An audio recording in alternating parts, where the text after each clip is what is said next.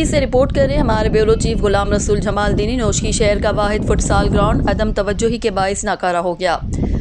نوشکی کے نوجوان fit bowlers کے لیے 7 سال قبل صوبائی حکومت کی جانب سے فٹسال گراؤنڈ کی منظوری ہوئی۔ 2019 میں اس وقت کے ڈپٹی کمشنر عبدالرزاق ساسولی نے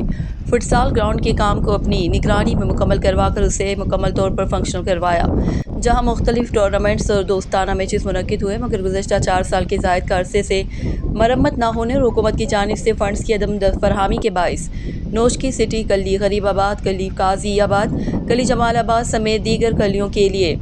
قائم کردہ فٹسال گراؤنڈ نے نہ صرف ناکارہ ہو چکا ہے بلکہ گراؤنڈ کا دروازہ طویل مدت سے تالا ہے۔ گراؤنڈ کے جال ٹوٹ پھوٹ کے شکار ہے، جبکہ نوجوان کھلاڑی مٹی اور پتھریلی زمینوں پر فٹ بال کھیل رہے ہیں۔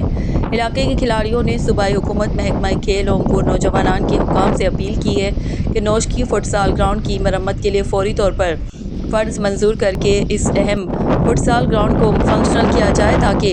مقامی کھلاڑی اس سے مستفید ہو سکیں، جبکہ مقامی کھلاڑیوں نے مطالبہ کیا ہے کہ مرمت کے ساتھ مذکورہ فٹسال گراؤنڈ کو نوشکی سے تعلق رکھنے والے انٹرنیشنل فٹ بال کھلاڑی شہک دوست کے نام سے منسوب کیا جائے۔